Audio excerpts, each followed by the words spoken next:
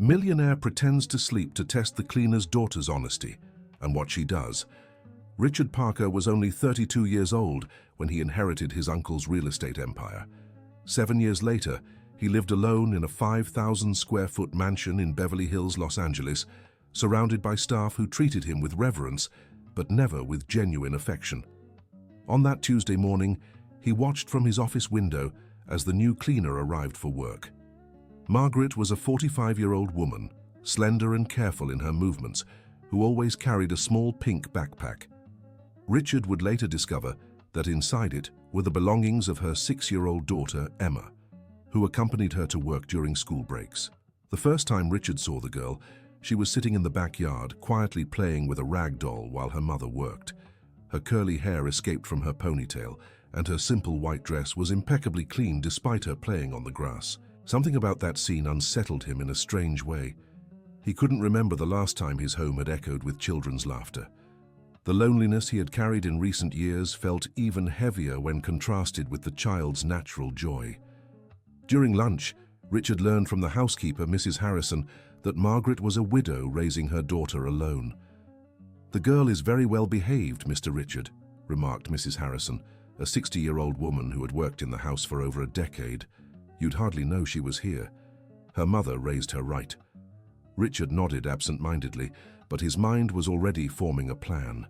He had grown up hearing stories about how staff in wealthy homes sometimes took advantage of their employers' trust. He wanted to find out if that apparent innocence was real or just a well-constructed facade. The following afternoon, Richard decided to put his test into action. He went up to the master bedroom and opened the wall safe, leaving several gold bars in plain sight. Then he lay on the bed and closed his eyes, pretending to be fast asleep. It didn't take long before he heard soft footsteps in the hallway. Emma had entered the room to retrieve a toy she had forgotten during the morning cleaning with her mother. Richard kept his breathing steady, watching through half-closed eyelids. The girl approached the bed carefully, trying not to make a sound. When she noticed the open safe, her eyes widened. Richard felt his heart race, waiting to see how she would react to so much gold. Emma picked up one of the gold bars with her small hands, and Richard nearly moved to catch her in the act. But then the girl did something completely unexpected. She began carefully polishing the bar with the hem of her white dress, believing it was part of her mother's job.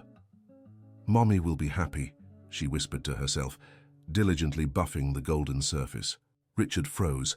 The child wasn't trying to steal. She was trying to help.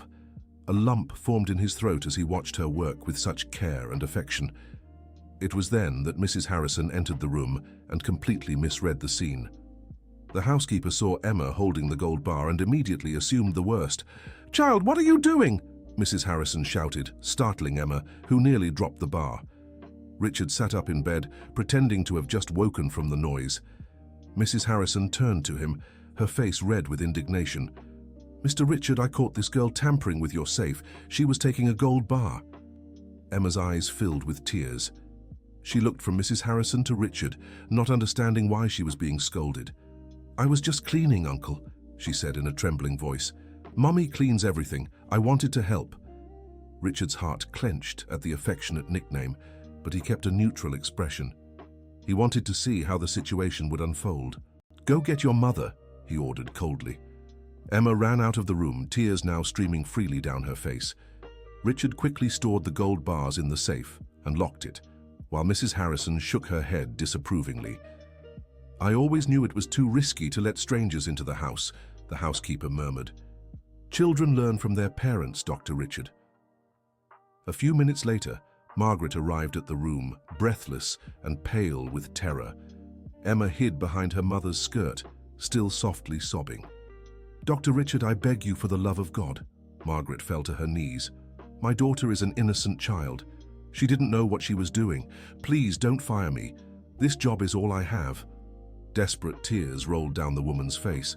Richard remained silent, watching the scene with a mix of guilt and curiosity. He wanted to see if Margaret would try to justify or hide her daughter's behavior. "Emma, apologize to Dr. Richard," Margaret said, her voice choked. "I just wanted to help, Mommy," the girl sobbed. "Uncle was sleeping and the gold was dirty." Richard got up from the bed and walked to the window, his back turned to them. The silence stretched for long seconds before he finally spoke. "I'll think about what to do. For now, keep the girl away from my quarters."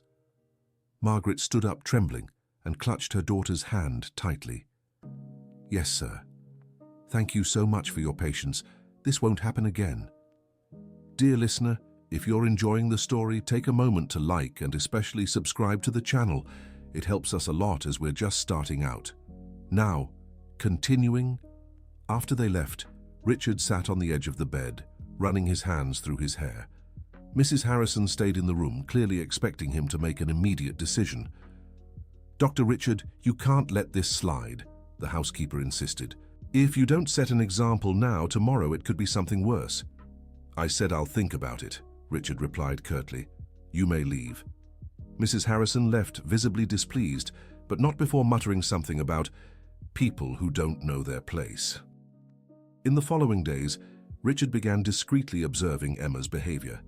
The girl had become visibly shy, avoiding any part of the house where she might run into him.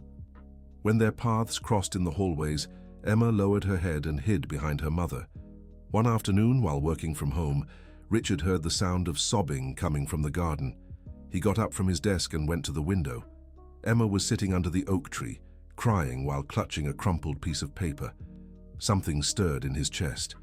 Richard went down to the garden and approached the girl, who tensed visibly at the sight of him. "Why are you crying?" he asked, trying to keep his tone neutral. Emma quickly wiped her tears and tried to hide the paper behind her back. "It's nothing, Uncle." "Let me see that."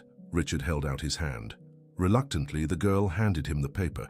It was a school birthday invitation, decorated with colorful drawings of balloons and cakes. The party was the following Saturday. "You don't want to go to the party?" Richard asked. Emma shook her head, her eyes filling with tears again. "Mommy said she can't buy a gift, and I can't go without one." Richard looked at the girl and for a moment saw himself at 6 years old. He had grown up poor, raised only by his mother after his father abandoned the family. He vividly remembered all the birthday parties he couldn't attend for similar reasons. "Why is this so important to you?" he asked, genuinely curious. "Because Sophia is my only friend at school," Emma explained, with the typical sincerity of children. "She always shares her lunch with me when Mommy forgets to pack one. I wanted to give her a nice present." Richard felt a pang in his chest. The child's generosity, even in the midst of her own need, contrasted sharply with his own initial suspicions. "And what would you like to give her?"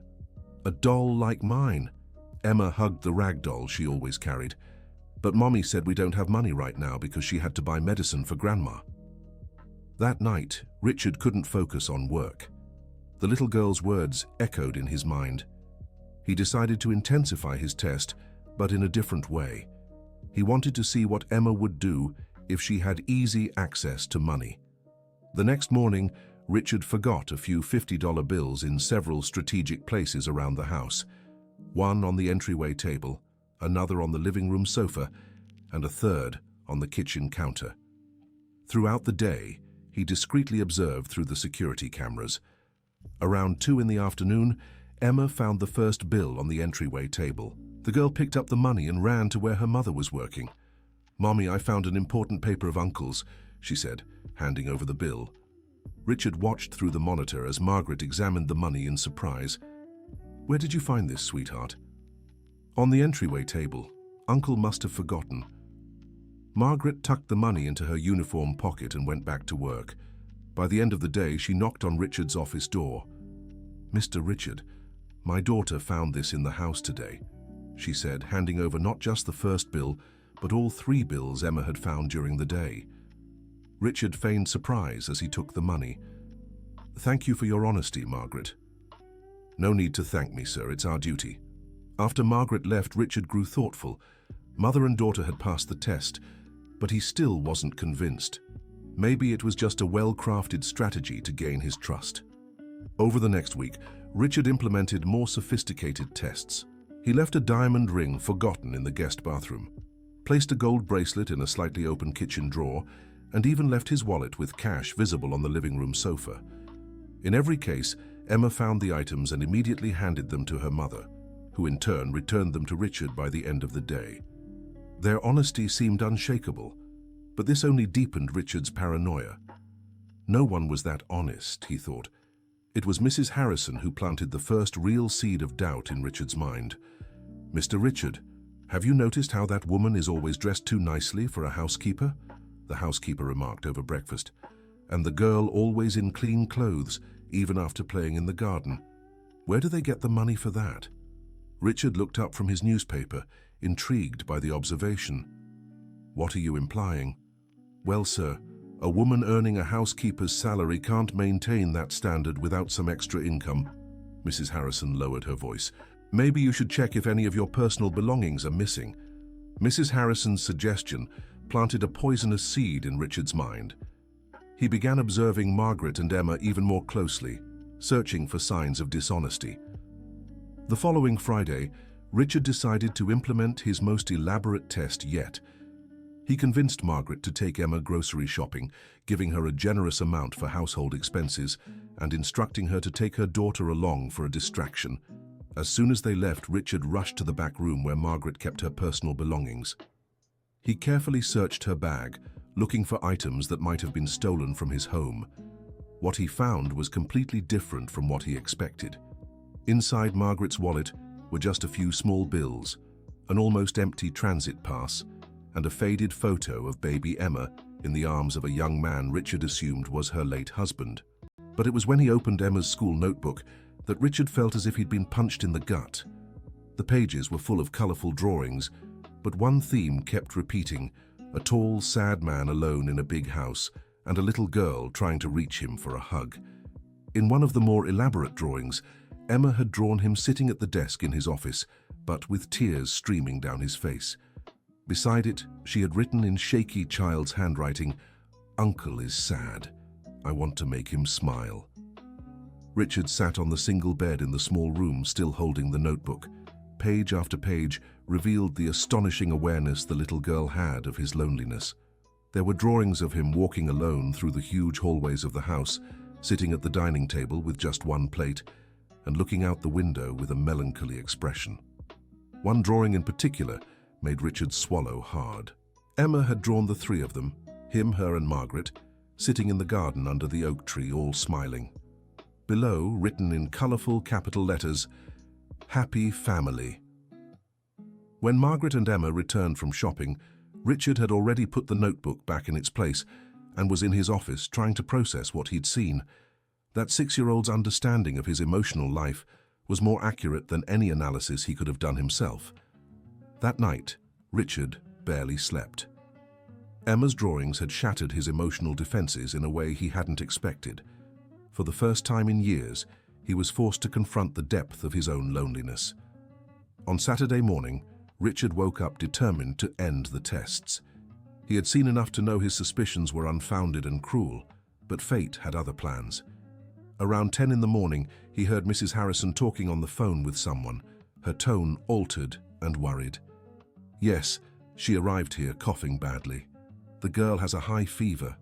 I don't know if she should work today." Richard left the office and found Mrs. Harrison hanging up the phone, clearly upset. "What happened?" he asked. "It was Margaret's sister, Dr. Richard.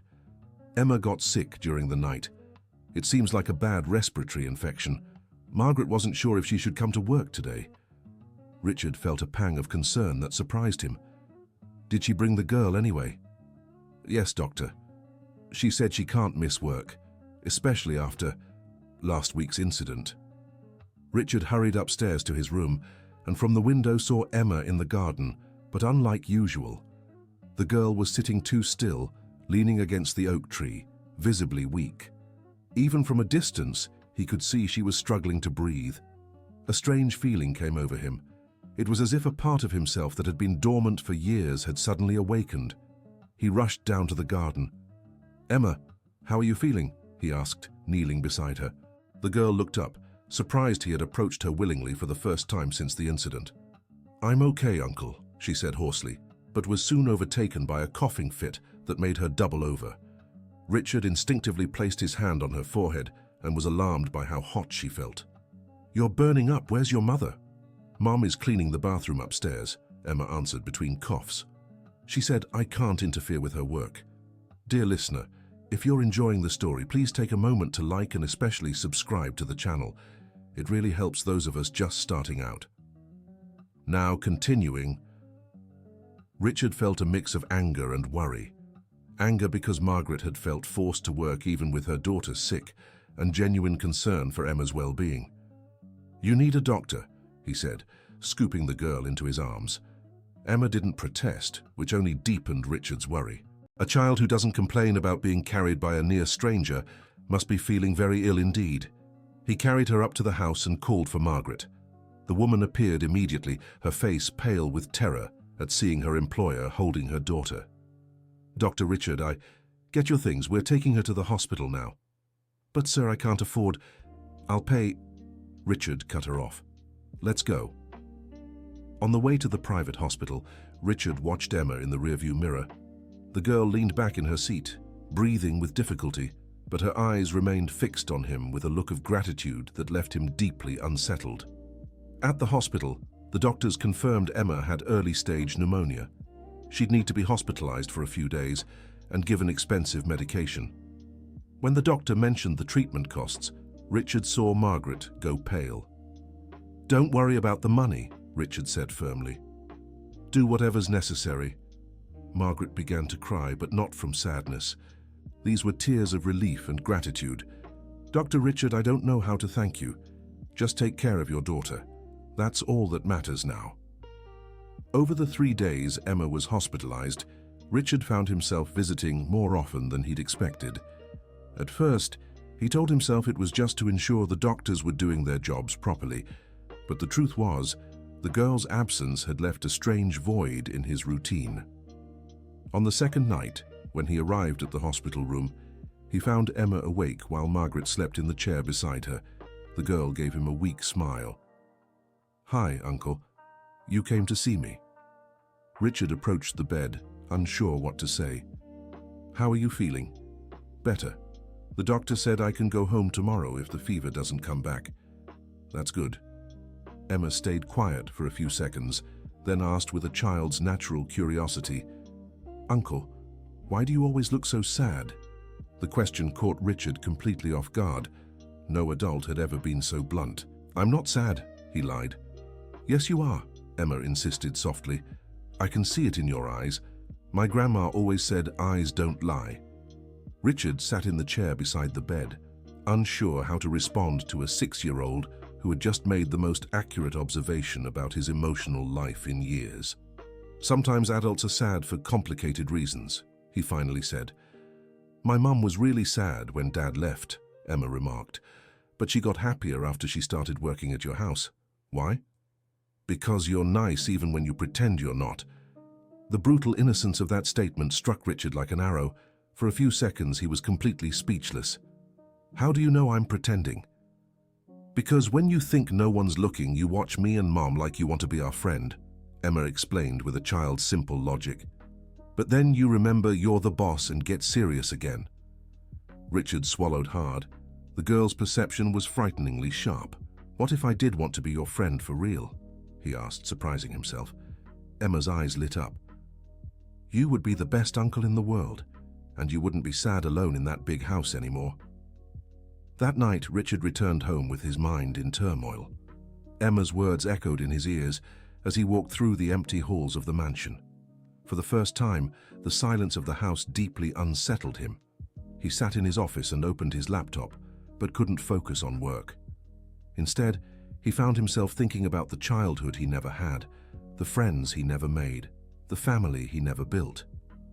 Richard had spent so long building walls around his heart that he had forgotten what it was like to live without them.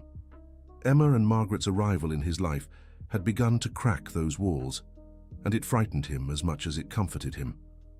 The next day, when Emma was discharged from the hospital, Richard insisted on picking them up personally. During the drive back, the girl slept in the back seat, still weak from her illness. Margaret remained silent most of the time, clearly still processing her employer's unexpected generosity. "Dr. Richard," she finally said as they neared home, "I'll never be able to repay you for everything you've done. You don't have to repay anything, Richard replied, keeping his eyes on the road. But I want to give back somehow. Then let your daughter play in the garden like before. That's all I ask. Margaret looked at him in surprise but nodded. Of course, Doctor, if that's what you want. In the following days, Richard quietly made a few changes to the household routine. He instructed Mrs. Harrison to prepare snacks for Emma during the day, set up new toys in the garden, and even created a small reading nook under the oak tree. Emma noticed the changes immediately, and her joy was contagious. She began greeting him cheerfully every morning and waving enthusiastically at the end of each day. "Good morning, Uncle Richard," became his favorite sound to start the day. Mrs. Harrison, however, was not pleased with the changes. Richard could sense the housekeeper's disapproval, especially as she watched his growing warmth toward Emma. One morning, as Richard drank his coffee, Mrs. Harrison decided to voice her concerns directly. "Dr. Richard, with all due respect, I think you're becoming too attached to that child." Richard looked up from his newspaper, his tone instantly turning colder. "What do you mean?" "It's just, well, they're employees, Doctor. It's not good to mix things up. People might get the wrong idea." "What people? And what wrong idea?" Mrs. Harrison shifted uncomfortably. "Well, Doctor, a single wealthy man growing so close to a beautiful woman and her daughter. People talk." A wave of anger rose in Richard's chest. "Mrs. Harrison, this conversation ends here, and if I hear any gossip about this family, you can look for another job, understood?" The housekeeper was visibly shocked by his sharpness, but nodded and quickly left the room. Later that day, Richard reflected on his conversation with Mrs. Harrison. He knew he had grown attached to Emma and Margaret, but not in the way the housekeeper had implied. It was something deeper and purer. They had awakened in him a capacity to love that he thought he had lost long ago. At lunch, Richard made a decision that would change everything. He called Margaret into his office for a talk. "Margaret, I have a proposition for you." The woman sat nervously in the chair across from him. "Yes, Dr. Richard. I'd like to formalize your position here. Instead of a cleaner, you would be the household manager, with a much better salary and full benefits." Margaret's eyes widened. "Doctor, I don't know what to say. And there's one more thing," Richard continued. "I'd like to become Emma's godfather, not legally, but as a father figure present in her life. I want to pay for her education, her health insurance, and be there for the important moments." Margaret began to cry, covering her face with her hands. "Dr. Richard, why are you doing this for us?" Richard stayed silent for a few seconds, then answered with an honesty that surprised even him. "Because you too taught me something I had forgotten, how to be happy." That afternoon, when Emma heard the news, her reaction was explosive with joy. She ran to hug Richard so tightly she nearly knocked him out of his chair. "Uncle Richard is really going to be my godfather?" she asked, her eyes shining. "If you want me to." I do," she shouted, jumping with excitement. "Now you'll really be part of our family." Richard felt something inside him shatter and rebuild at the same time. For so many years he had believed he didn't need anyone, that wealth and success were enough. Emma had proved him completely wrong. Dear listener, if you're enjoying the story, don't forget to like and especially subscribe to the channel. It helps us a lot as we're just starting out. Now, continuing. The following weeks were the happiest of Richard's life. The house, once silent and cold, was now filled with children's laughter and warm conversations. Emma had turned the mansion into a real home. Richard started coming home from work early just to play with her in the garden. He taught her chess. She taught him how to build sandcastles. Little by little, he discovered the simple joy of being loved without ulterior motives. Margaret blossomed in her new role. With financial stability, she could devote more time to caring for her daughter and her own sick mother. The transformation in her self-esteem was visible day by day. "Dr. Richard," she said one night after Emma had fallen asleep, "I want you to know you've completely changed our lives. Emma has never been this happy." "She changed my life too," Richard answered sincerely. "I didn't know I could be this happy." It was during this golden period that Richard faced his first big test as a godfather.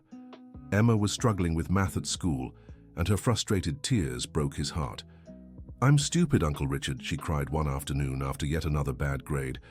"I just don't get numbers." Richard knelt beside her, remembering his own childhood struggles in school. "Emma, you're not stupid. Sometimes we just need a different way to learn." He hired a private tutor and started helping her with homework every night. He discovered she learned better when math was tied to real-life situations. "If you have 5 dolls and get 3 more as a gift, how many dolls do you have now?" he'd ask, turning abstract problems into concrete ones.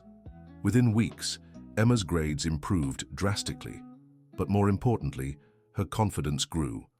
The first real challenge came 3 months later, when Emma's biological father showed up out of nowhere, wanting to meet his daughter. Margaret panicked when she got the call from Tyler, her ex-husband. "He showed up after 4 years, Dr. Richard," she said, trembling. "He never cared about Emma when she needed him. Why now?"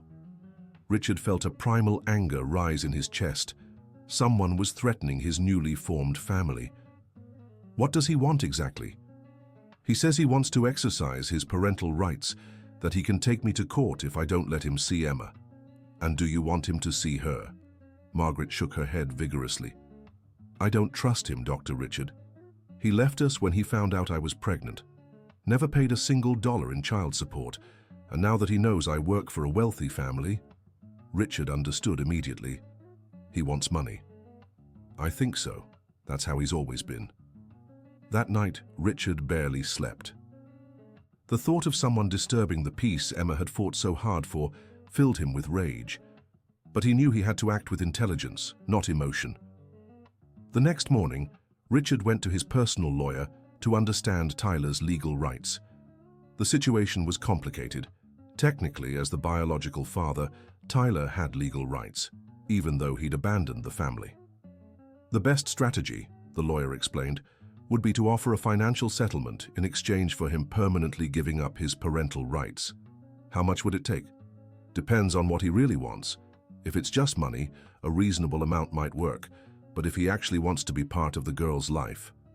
Richard didn't need to hear the rest. He knew Tyler had no real interest in Emma. It was about money, as always. 2 days later, Tyler showed up at the house. Richard made sure to be there when he arrived. The man was younger than expected, around 30, but had the worn-out look of someone who didn't take care of himself. "So you're Margaret's rich boss," Tyler said with a smile that didn't reach his eyes. "Heard you've been taking good care of my family." The word "my" made Richard's blood boil, but he kept his cool. "Emma and Margaret matter to me," he replied coldly. "What do you want?" "I want to see my daughter. It's my right as her father." "Where were you the last 4 years when she needed a father?" Tyler shrugged. "I was young, not ready, but I'm different now." Richard studied the man in front of him and saw right through the lie. Tyler was nervous, clearly more interested in money than his daughter. "How much do you want?" Richard asked bluntly. "What? Let's stop pretending. How much to disappear from Emma's life for good?" For a moment, Tyler's mask slipped, and Richard saw pure greed in his eyes. $50,000, Tyler said after a pause. "Done," Richard replied immediately. "But I want legal documents signing away all parental rights, and if you ever show up here again or try to contact Emma in any way, I'll use every resource I have to ruin your life. Understood?" The ease with which Tyler agreed confirmed Richard's suspicions. The man had no real interest in his daughter. A week later, with all the paperwork signed and filed, Tyler was gone from Emma's life forever. Richard didn't tell the little girl about her biological father's visit. She was too young to understand such adult complications. With the threat removed, life returned to its peaceful, happy rhythm. Richard began seriously considering legally adopting Emma. Margaret had been thrilled by the idea, and he'd already started the legal process. It was during this time that Richard realized just how much he'd changed. The cold, distrustful man who had once tested an innocent child months ago now felt like a stranger. Emma had awakened in him a capacity for unconditional love he never knew he had. One night, as he tucked Emma into bed, she asked a question that caught him completely off guard. "Uncle Richard, are you going to marry my mommy?" Richard nearly choked. Why do you ask? Because you like each other, and then you'd really be my daddy. He sat on the edge of her bed, choosing his words carefully. Emma, I love you and your mom very much, but sometimes love between grown-ups is complicated. But you do like mommy, right? I can see how you look at her. The little girl's perception was, once again, frighteningly accurate. Richard had indeed developed romantic feelings for Margaret, but he didn't know if they were reciprocated or if it was appropriate to act on them. You're very clever for a 6-year-old, he said, kissing her forehead. Now go to sleep. We'll talk more tomorrow. But the next morning, Richard woke up to news that would change everything again. Mrs. Harrison had resigned overnight, leaving a letter accusing Richard of losing his mind over a gold-digging woman and her manipulative daughter. The letter was cruel and full of venom, but what hurt Richard the most was the possibility that others might see the situation the same way. Was Margaret truly interested in him, or was she just grateful for the security he provided? Over the following days, Richard grew distant and thoughtful. Margaret noticed the change immediately, but didn't know how to bring it up. Emma also sensed something was wrong. Uncle Richard is sad again, she remarked to her mother one afternoon. I think he's having trouble at work, sweetheart. It's not work, Emma insisted, with the certainty of children. It's a heart thing. Richard's inner turmoil reached its peak on a rainy Thursday night. He was in his office trying to work when he heard Emma crying in her room. He rushed upstairs to see what was wrong. What's the matter, my princess? He asked, using the affectionate nickname he'd given her. I had a nightmare, she sobbed. I dreamed you left and never came back. Richard picked her up and sat in the rocking chair he'd bought especially for her room. I'm never leaving, Emma, I promise. Promise for real? She asked, looking straight into his eyes. I promise. You're the most important thing in my life. Emma snuggled against his chest, and Richard felt all his doubts and fears melting away. It didn't matter what other people thought. It didn't matter if his feelings for Margaret were returned or not. What mattered was this child in his arms, who had turned his empty life into one full of purpose and love. Uncle Richard? Yes? I love you. I love you too, my princess. More than you can imagine. That night, after putting Emma back to sleep, Richard found Margaret in the kitchen, preparing breakfast for the next day. Margaret, we need to talk. She turned, her face tense with worry. Did something happen, Dr. Richard? Stop calling me doctor, he said softly. We're family now. The relief on her face was immediate. I thought you were regretting everything you've done for us. Never. Richard stepped closer. Margaret, I need to tell you something, and I want you to be completely honest with me. Of course. Richard took a deep breath. I've fallen in love with you. I don't know when or how it happened, but it did. And I need to know if you feel anything for me beyond gratitude. Margaret's eyes filled with tears. Richard, I fell in love with you the day you carried Emma to the hospital. I saw how you cared for her like she was your own, but I was afraid. Afraid of what? Afraid you'd think I was after your money. Afraid of ruining everything we've built. Richard smiled and took her hands in his. So we're two fools in love who were too scared to speak the truth. Margaret laughed through her tears. I guess so. Then let's stop being fools. He kissed her gently, and it was as if all the pieces of a complicated puzzle finally fell into place. 6 months later, Richard and Margaret married in a simple ceremony in the backyard, beneath the oak tree where Emma always played.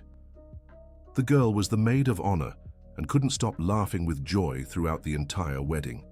Now you're my real daddy, she shouted during the couple's waltz. Richard picked her up and danced with her and Margaret together, his heart overflowing with a happiness he never thought possible. Emma's legal adoption was finalized 3 months after the wedding. On the day the judge signed the papers, Emma officially became Emma Parker Wilson, carrying the last name of both her mother and adoptive father. Can I call you Daddy now? She asked after the courthouse ceremony. You always could, my princess, Richard replied, hugging her tightly.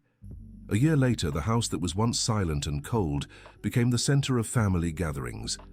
Margaret's mother, Dorothy, had moved into a nearby apartment Richard bought for her and visited every Sunday. Emma had gained a network of uncles and aunts among the couple's friends. Richard had learned to play soccer to play with Emma in the backyard. Margaret had enrolled in a business administration course to advance in her new career, and Emma blossomed into a loved and secure child. One evening, as the three of them watched a movie in the living room, Emma made an observation that perfectly summed up their transformation. "Daddy, do you still remember when you were sad?" Richard thought for a moment. "I do, but it feels like another life." "That's because now you have love," she said with the simple wisdom of children. "Love makes everything better." Richard looked at his wife and daughter, the two people who had turned his empty existence into a life full of meaning. The test he had created to see if a 6-year-old was honest had become the greatest gift of his life. Emma hadn't just passed his test, she had tested and transformed his heart in the process. "You're right, my princess," he said, embracing the two most important women in his life. "Love makes everything better." And for the first time in his adult life, Richard Parker Wilson felt truly at home. The end. And what did you think of this heartwarming story? Emma showed that honesty and true love can transform even the most closed-off hearts. Tell us in the comments what your favorite part was, and whether you think Richard made the right decision. Leave a like if the story touched your heart, and most importantly, subscribe to the channel so you don't miss other stories that will move you. Your company is very special to us.